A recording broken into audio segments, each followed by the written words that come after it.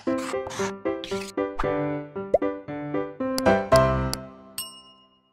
Students, welcome back to blueprint digital. आज की इस वीडियो में हम जैव विविधता का संरक्षण यानी कि कंजर्वेशन ऑफ बायोडायवर्सिटी के बारे में पढ़ेंगे।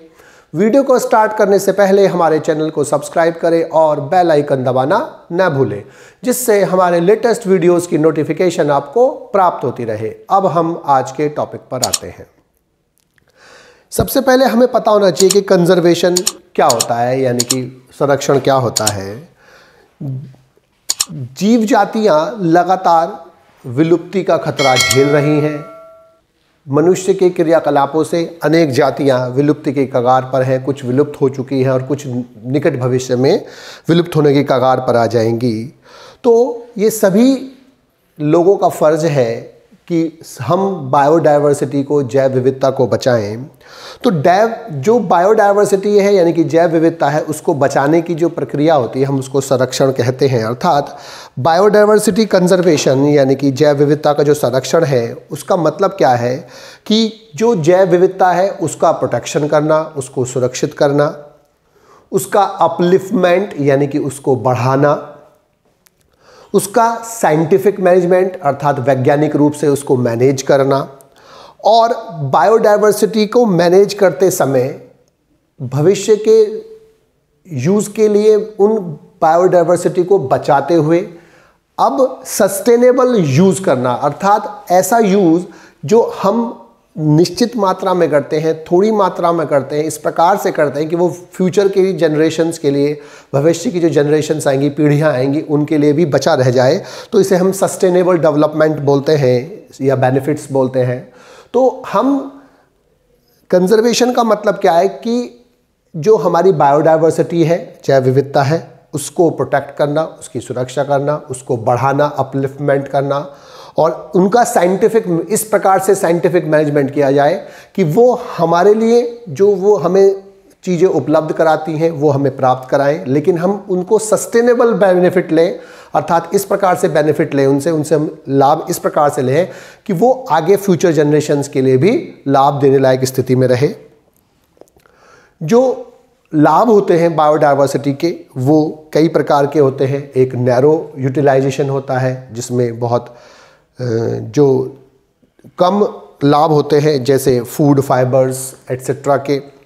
दूसरे थे ब्रॉडली यूटिलाइजेशन, जो हमारी इकोसिस्टम सेवाएं होती है, इकोसिस्टम सर्विसेज होती है, वो ब्रॉड यूटिलाइजेशन है। और इसके बाद है इथिकल यूटिलाइजेशन। मतलब इथिक्स का मतलब नैतिक होता है कि नैतिक जिम्मेदारी है सभी जीवों की कि वो प्रत्येक जीव को जीवित रहने का अधिकार दे, क्योंकि प्रत्येक जाति जीव की हो, चाहे वो प्लांट की हो, एनिमल की, किसी भी जाति को जीवित रहने का अपना पूरा अधिकार है। जिस प्रकार से हमें जीवित रहने का अधिकार है, इसी प्रकार से सभी जीव जातियों को रहने का अधिकार है।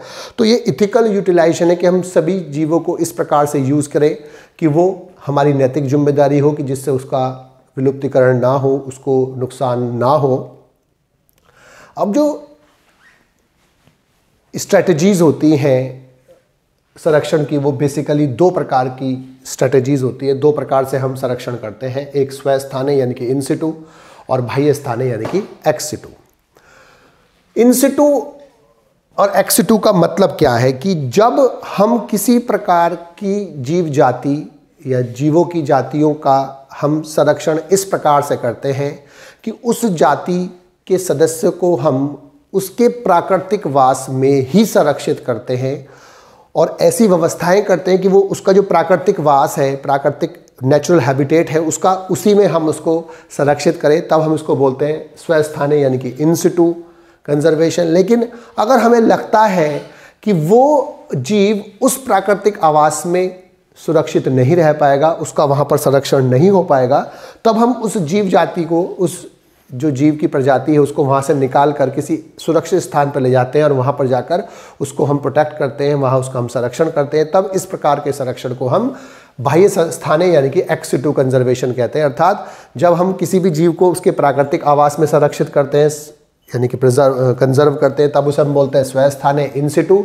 और जब हम किसी जीव को वहाँ से उठाकर किसी और जगह ले जाकर उसका संरक्षण करते हैं, तब उसे हम बोलते हैं एक्स सिटू। इसमें हमें चार बेसिक मेन अंतर क्या है कि स्वस्थानीय, इसमें पूरे पर्यावरण का सुरक्षा होती है, पूरे पर्यावरण का संरक्षण होता है, परितंत्र का संरक्षण होता है। अर्थात हम इसमें ऐसी स्ट्रेटजीज अपनाते हैं, ऐसे कार्य करते हैं जिससे वो पूरा जो परितंत्र है, पूरा जो पर्यावरण है वो सुरक्षित रहे, जिससे उसके अंदर उपस्थित प्रजाति सुरक्षित रहे। लेकिन यहाँ पर हम किसी प्रजाति को कहीं और ले जाकर सुरक्षित करते हैं, इससे जो पर्यावरण होता है उसका संरक्षण नहीं होता। दूसरा कि जो संरक्षित प्रजाति है, अगर हम किसी विशेष प्रजाति को संरक्षित करने के लिए पर्यावरण को संरक्षित करते हैं तो उस प्रजाति से संबंधित अनेक जातियां और जो उस पर्यावरण में रहने वाली अनेक जातियां हैं उनका भी संरक्षण हो जाता है साथ साथ, यानी कि एक प्रजाति के साथ दूसरी प्रजातियों का भी संरक्षण हो जाता है। लेकिन इसमें इस प्रकार का संरक्षण नहीं होता, केवल इसमें उसी प्रजाति का संरक्षण होता है जिसमें हम उसे उठाकर कहीं और ले जाते हैं। तीसरा, इनमें अधिक स्थानों की आवश्यकता होती है, यहाँ बड़ा एरिया चाहिए होता है जो उसका नेचुरल हैबिटेट होता है, प्राकृतिक वास होता है। लेकिन बाह्य स्थाने में कम स्थान की आवश्यकता होती है क्योंकि हम उसको उठाकर किसी छोटे विशेष स्थानों पर लेकर जाते हैं। और चौथा, इसकी जो एग्जाम्पल है वो हॉटस्पॉट है, बायोस्फीयर रिजर्व है, राष्ट्रीय पार्क, नेशनल पार्क्स है, वन्य जीव अभ्यारण्य, वाइल्ड लाइफ सेंचुरीज है, पवित्र उत्पन्न, स्केयर्ड ग्रुप्स और रामसर स्थल यानी कि रामसर साइट्स हैं। जबकि बाह्य स्थाने यानी कि एक्स सिटू कंजर्वेशन की जो एग्जाम्पल है वो वनस्पतिक उद्यान, बॉटनिकल गार्डन्स है, जंतु park, zoological parks, tissue culture, seed bank और क्रायो बैंक एट्सेट्रा हैं। तो ये 4 बेसिक अंतर होते हैं जो एक्स सिटू कंजर्वेशन और इन सिटू कंजर्वेशन के बीच में होते हैं। अब जो जातियां हैं वो 2 प्रकार की बुक्स में रखी गई हैं, रेड डाटा बुक और green data book. Red data book जो होती है वो जंतुओं की जो प्रजाति विलुप्त की कगार पर है, विलुप्तीकरण की कगार पर है, उनके लिए जो बुक बनाई है IUCN ने, उसको हम क्या बोलते हैं, रेड डाटा बुक। लेकिन जो रेयर प्लांट स्पीशीज जो विलुप्ति की कगार पर है, विलुप्तीकरण की कगार पर है, तो प्लांट्स की स्पीशीज के लिए जो बुक होती है वो ग्रीन डाटा बुक कहलाती है। और ग्रीन डाटा बुक में और रेड डाटा बुक में विभिन्न प्रकार के विलुप्तीकरण की कगार पर खड़े जीव जंतुओं के बारे में बताया जाता है। अब हम इन सिटू कंजर्वेशन के बारे में थोड़ा डिटेल से पढ़ेंगे। इन सिटू कंजर्वेशन वो कंजर्वेशन होता है, वह संरक्षण होता है जिसमें हम किसी जीव की जाति को उसके वाइल्ड लाइफ में, यानी कि वाइल्ड लाइफ को उसके नेचुरल हैबिटेट में, प्राकृतिक वास में अथवा नेशनल पार्क में संरक्षित करते हैं। इसमें सबसे पहले हमें हॉटस्पॉट पढ़ना होता है। हॉटस्पॉट जो कंसेप्ट होता है वो नॉर्मन मायर ने दिया था 1988 में।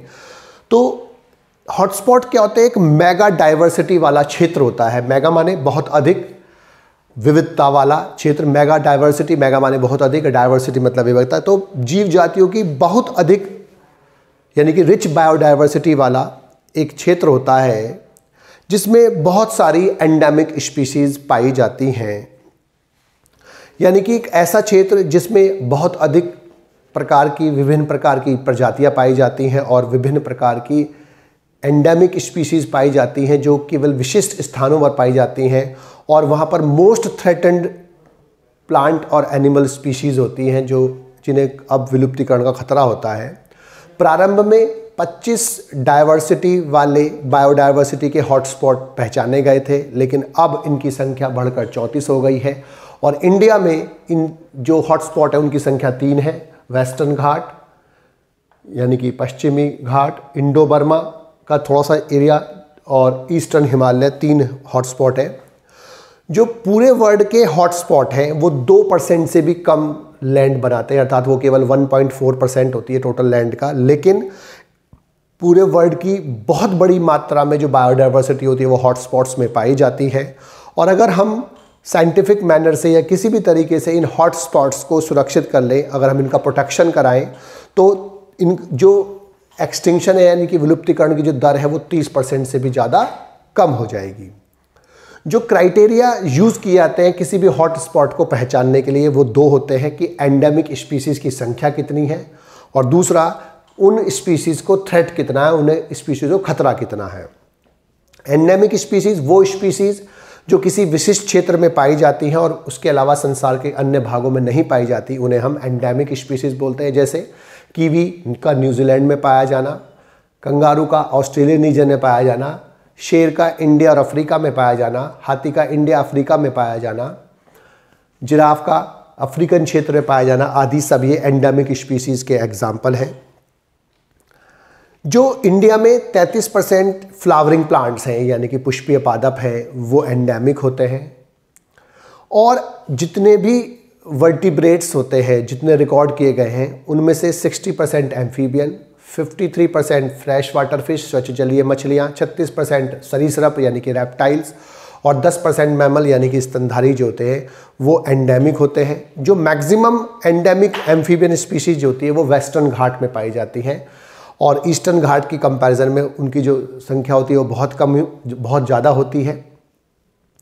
जो 10 बहुत अधिक डाइवर्सिटी यानी कि विविधता वाली जो क्षेत्र होते हैं ट्रॉपिकल फॉरेस्ट में लगभग 17,000 एंडेमिक स्पीशीज जो है प्लांट की और लगभग 3,56,000 एंडेमिक एनिमल स्पीशीज जो होती है वो नियर फ्यूचर में निकट भविष्य में लुप्त हो जाएंगी।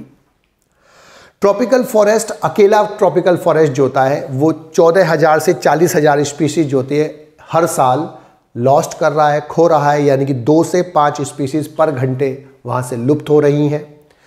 और अगर यही स्पीड रही, यही दर रही जीव जातियों के विलुप्तीकरण की तो 21st सेंचुरी के एंड में 50% के आसपास जो बायोडाइवर्सिटी है, जैव विविधता है, एंडेमिक स्पीशीज है वो नष्ट हो जाएंगे।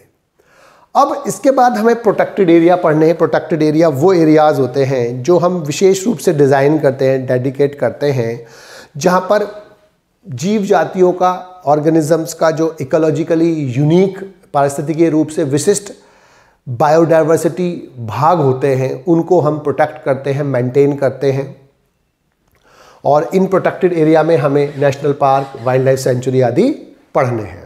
अब हम बायोस्फीयर रिजर्व के बारे में पढ़ेंगे। Biosphere reserve large tracts, large क्षेत्र होते हैं, बड़े क्षेत्र होते हैं प्रोटेक्टेड लैंड के, सुरक्षित लैंड के, जिसमें मल्टीपल यूज किए जा सकते हैं, preserving the genetic biodiversity, genetic जो डाइवर्सिटी इकोसिस्टम की उसको हम प्रोटेक्ट करते हैं और उसमें वाइल्ड लाइफ को प्रोटेक्ट करते हैं। और जो ट्रेडिशनल लाइफस्टाइल होता है जो ट्राइबल्स का और जो वेराइड प्लांट्स और एनिमल जेनेटिक रिसोर्सेज होते हैं हम उनको प्रोटेक्ट करते हैं। यानी कि जो बायोस्फीयर रिजर्व होते हैं वो लार्ज अनडिस्टर्ब एरियाज होते हैं जहाँ पर वाइल्ड लाइफ जो होती है उसको प्रोटेक्ट किया था उसके नेचुरल हैबिटेट में, और ये एक नई अप्रोच होती है। बायोस्फीयर रिजर्व जो साइट होती हैं उनको यूनेस्को के मैन एंड बायोस्फीयर यानी कि MAB प्रोजेक्ट के तहत या प्रोग्राम के तहत प्रोटेक्ट किया जाता है। और यूनेस्को ने इसको 1971 में प्रस्तुत किया था biosphere man and biosphere project को, और जो इंडिया में ये 1986 में लाया गया था। और 408 बायोस्फीयर रिजर्व जो होते हैं वो 94 कंट्रीज़ में पाए जाते हैं और इनमें से 18 और 19 बायोस्फीयर रिजर्व जो होते हैं वो इंडिया में पाए जाते हैं। कुछ प्रमुख बायोस्फीयर रिजर्व हैं नंदी देवी बायोस्फीयर रिजर्व उत्तराखंड में, मानस बायोस्फीयर रिजर्व आसाम में, Sundarban biosphere reserve west Bengal में, गल्फ ऑफ मन्नार तमिलनाडु में, नीलगिरी बायोस्फीयर रिजर्व केरला, कर्नाटका और तमिलनाडु में, और कंचनजंगा सिक्किम में बायोस्फीयर रिजर्व है। अब जो बायोस्फीयर रिजर्व है उसमें बेसिकली 3 जोन होते हैं बायोस्फीयर रिजर्व में, एक बाहर वाला, एक सेंट्रल और एक बीच में।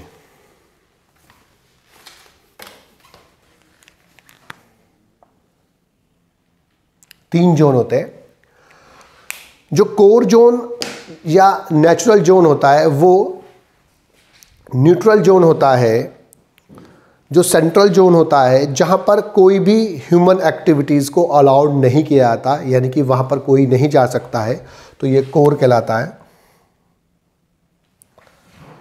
इसके बाद सेकंड जो होता है वो मिडिल जोन होता है, उसे बफर जोन बोलते हैं हम, ये बफर जोन है।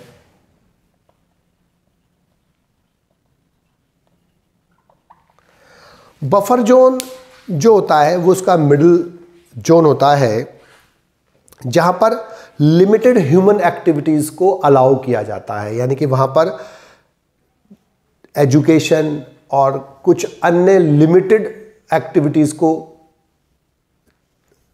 प्रमोट किया जाता है या उसको अलाउ किया जाता है। और लास्ट है ट्रांजिशनल और मैनिपुलेशन जोन। मैनिपुलेशन जोन, और ये सबसे बाहर वाला जोन होता है, ट्रांजिशन जोन बोलते हैं इसको। यहाँ पर जो बायोस्फीयर है वहाँ पर वो एक्टिव कोऑपरेशन पाया जाता है बिटवीन द रिजर्व मैनेजमेंट, जो वहाँ पर रिजर्व को मैनेज करने वाले मैनेजमेंट के लोग होते हैं, और वहाँ के आसपास के जो लोकल लोग होते हैं उनके बीच में एक कोऑपरेशन पाया जाता है, सहयोग पाया जाता है। और वो बहुत सारी एक्टिविटी जैसे सेटलमेंट, क्रॉपिंग, क्रॉप उगाना, रिक्रिएशन, दोबारा से क्रिएट करना, और फॉरेस्ट्री और अन्य इकोनॉमिक यूजेस को अलाउ किया जाता है। तब तक अलाउ किया जाता है जब तक वो पारिस्थितिकी तंत्र को या पारिस्थितिकी को नुकसान ना पहुंचाए। इसके बाद नेशनल पार्क्स होते हैं। नेशनल पार्क्स लार्ज एरियाज होते हैं, ट्रैक्ट्स होते हैं प्रोटेक्टेड एरियाज के, जहाँ पर बोथ प्लांट और एनिमल, जहाँ पर पादप और जंतु दोनों को प्रिजर्व किया जाता है, और उनके वहाँ पर साइंटिफिक एजुकेशन के लिए, रिक्रिएशन यूज़ के लिए, और कल्टीवेशन, ग्रेजिंग यानी कि चारने के लिए, खेती करने के लिए, और फॉरेस्ट्री और हैबिटेट का जो मैनिपुलेशन जो होता है वो अलाउ नहीं होता है। अर्थात वहाँ पर केवल प्लांट्स और एनिमल्स की स्पीशीज़ को प्रोटेक्ट किया जाता है, और वहाँ पर जो अन्य यूजेस होते हैं उनको अलाउ नहीं किया जाता है। यानी कि जो नेशनल पार्क्स हैं वहाँ पर कोई भी ह्यूमन एक्टिविटी जल्दी से अलाउ नहीं की जाती है। और नेशनल पार्क्स जो होते हैं, वो फर्स्ट नेशनल पार्क जो है इंडिया का, वो हेली नेशनल पार्क था, जिसे बाद में रामगंगा नेशनल पार्क कहा गया, और अब इसको जिम कॉर्बेट नेशनल पार्क कहते हैं। अप्रैल 2007 तक लगभग 96 नेशनल पार्क है। एनसीईआरटी के अनुसार 90 नेशनल पार्क्स होते हैं, जैसे काजीरंगा नेशनल पार्क असम में, Sundarban national park west Bengal में, कान्हा नेशनल पार्क और डेजर्ट नेशनल पार्क आदि। इसके बाद जो वाइल्ड लाइफ सेंचुरीज होती हैं वो ट्रैक्ट्स होते हैं जहाँ पर लैंड का जो यूज़ होता है विदाउट लेक भी हो सकता है, यानी कि जो सेंचुरी होती है वो उसमें लेक हो भी सकती है, झील नहीं भी हो सकती है, जहाँ पर केवल वाइल्ड एनिमल्स को प्रोटेक्ट किया जाता है, यानी कि एनिमल्स को प्रोटेक्ट किया जाता है। और वहाँ पर हार्वेस्टिंग ऑफ टिम्बर का जो लकड़ी, इमारती लकड़ी होती है उसके हार्वेस्ट करना, collection of minor forest product यानी कि जो सूक्ष्म फॉरेस्ट से प्राप्त होते हैं प्रोडक्ट, और प्राइवेट ओनरशिप जो होती है वो राइट अलाउड किए जाते हैं और परमिटेड किए जाते हैं। कब तक? जब तक वो उस प्रोजेक्ट को नुकसान ना पहुंचा सके। 448 सेंचुरीज पाई जाती हैं 2004 तक, और ये पूरे कंट्री की 3.2% जो लैंड है उसको कवर करते हैं। और वाइल्ड लाइफ सेंचुरी की जो प्रमुख एग्जाम्पल है वो अन्नामलाई सेंचुरी और सुकना सेंचुरी है। अब हम पवित्र उपवन यानी सैक्रेड ग्रूव के बारे में पढ़ेंगे। भारत में जो स्वस्थानीय संरक्षण यानी कि इन सिटू कंजर्वेशन का जो कंसेप्ट होता है, विचार जो होता है, वो नया नहीं है, बहुत पुराने समय से, ऋषि मुनियों के समय चला आ रहा है। यहाँ पर बहुत सी संस्कृतियों में जो वनों के लिए अलग भूमि छोड़ी जाती है और वनों की पूजा की जाती है, पेड़ पौधों की पूजा की जाती है। और ऐसे स्थान जो छोड़े जाते हैं, यानी कि ऐसे भूभाग जिनको पूजा के लिए छोड़ा जाता है या पूजा के वास्ते छोड़ा जाता है, उन्हें हम पवित्र उपवन कहते हैं। जो इसके एग्जाम्पल हैं वो मेघालय की खासी, जयंतिया पहाड़ी के प्लांट्स, राजस्थान के अरावली, कर्नाटक और महाराष्ट्र के पश्चिमी घाट और मध्य प्रदेश के सरगुंजा की चंदा और बस्तर क्षेत्र होते हैं। मेघालय के जो पवित्र उपवन होते हैं उनमें अनेक दुर्लभ और संकटग्रस्त जातियां हैं पौधों की, वो अंतिम उनका शरण स्थल जो है वो मेघालय की ये पवित्र उपवन है। और वहाँ पर किसी भी इन पवित्र उपवनों में किसी भी प्लांट को तोड़ने की इजाज़त नहीं होती है। अतः सभी एंडेमिक स्पीशीज जो होती है उनका भली प्रकार से संरक्षण होता है, वो वहाँ भली प्रकार से वृद्धि करती हैं और संरक्षित रहती हैं। इसके बाद जो रैमसर साइट होती हैं वो नेचुरल वेटलैंड्स होते हैं जिन्हें संरक्षित किया जाता है। रैमसर ईरान में एक स्थान होता है जहाँ पर वेटलैंड के लिए एक गोष्ठी का आयोजन किया गया था, उसके नाम पर इसे रैमसर साइट बोलते हैं। तो रैमसर साइट वेटलैंड्स को संरक्षित करने की एक विधि होती है और इसका जो नाम दिया गया है वो ईरान के रामसर शहर के कारण दिया गया है।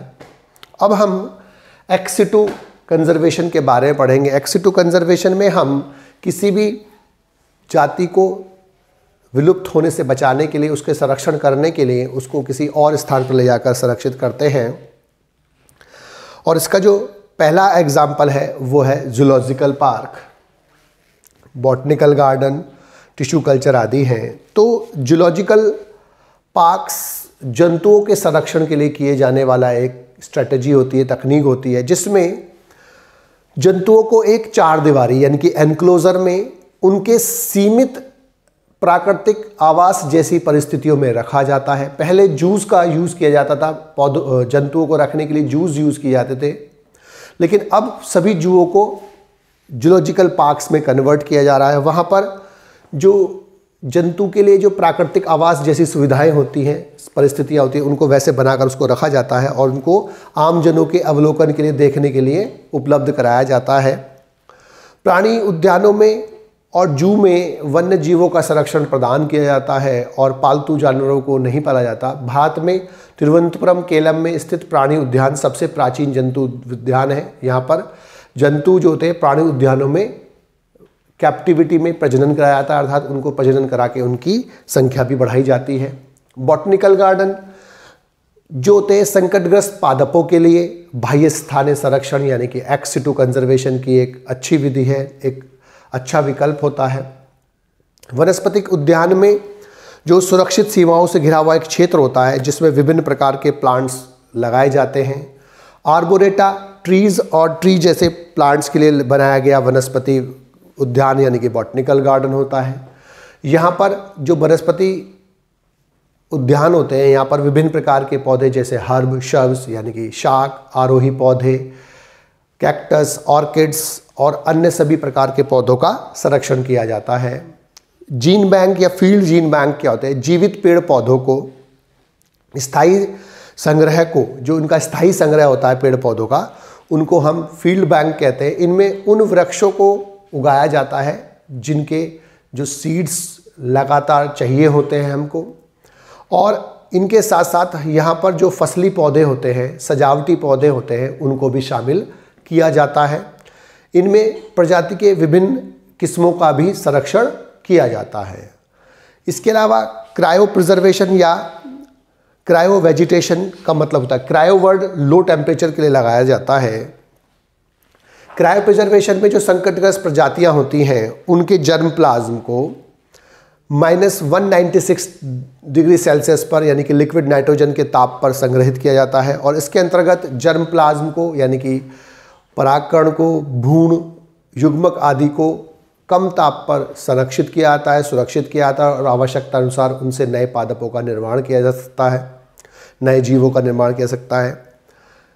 सीड बैंक या जीन बैंक जो होते हैं वो संकटग्रस्त पौधों के जर्म प्लाज्म को सुरक्षित रखने के एक अच्छा विकल्प होता है, एक अच्छा तरीका होता है। इसमें बीजों को, परागकणों को और अंड कोशिकाओं आदि को कम ताप यानी कि -10 से -20 डिग्री सेल्सियस पर कम ऑक्सीजन की उपस्थिति में रखा जाता है और इस प्रकार के बीजों को ऑर्थोडॉक्स सीड्स कहते हैं।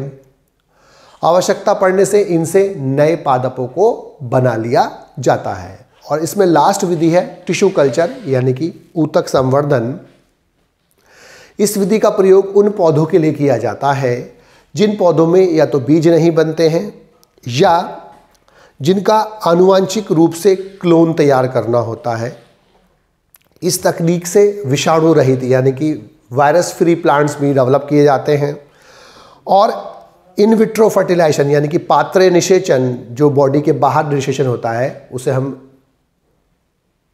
एक्स इन विट्रो फर्टिलाइजेशन बोलते हैं और इन विट्रो फर्टिलाइजेशन से इसकी प्रजनन दर को भी बढ़ाया जा सकता है। तो टिश्यू कल्चर में प्लांट्स को एक लिक्विड मीडियम में, एक ऐसे मीडियम में डेवलप किया था जो प्लांट्स के लिए आवश्यक सब्सटेंस होते हैं, जैसे energy substance, hormone, growth control करने वाले सब्सटेंस, सभी जो प्लांट के लिए आवश्यक सब्सटेंसेस होते हैं उनको एक लिक्विड मीडियम में घोलकर एक टिश्यू कल्चर तैयार किया जाता है और उसके अंदर किसी भी प्लांट पार्ट जैसे लीफ, स्टेम या किसी भी बॉडी के पार्ट का छोटा सा पार्ट यूज़ करते हैं जिसे हम एक्स प्लांट बोलते हैं, और उस एक्स प्लांट को उस कल्चर मीडियम में डालकर उसको ग्रो कराते हैं और ग्रो करा के नए पादप, नए प्लांट्स बनाए जाते हैं। और इससे वायरस फ्री प्लांट्स भी बनाए सकते हैं। अगर हम शूट टिप कल्चर लेते हैं तो उससे वायरस फ्री प्लांट्स डेवलप हो जाते हैं। तो जिनमें सीड्स नहीं बनते या जिनके हमें क्लोन तैयार करने होते हैं या वायरस फ्री प्लांट्स तैयार करना होता है, अगर हम किसी डिजीज्ड प्लांट से, रोगी प्लांट से अच्छा विदाउट डिजीज प्लांट यानी कि जो रोगी नहीं है पादप बनाना चाह रहे हैं, तो हम उसमें टिश्यू कल्चर का यूज़ कर लेते हैं। बच्चों, आज की इस वीडियो में बस हम इतना ही पढ़ेंगे। हमारी इस वीडियो को आप लाइक करें और अपने दोस्तों के साथ शेयर करें। यदि आपका कोई डाउट है तो आप हमें कमेंट करके बता सकते हैं। इस अध्याय को और अच्छे से पढ़ने और समझने के लिए आप चित्रा प्रकाशन की बुक एक्टिव जीव विज्ञान की सहायता भी ले सकते हैं।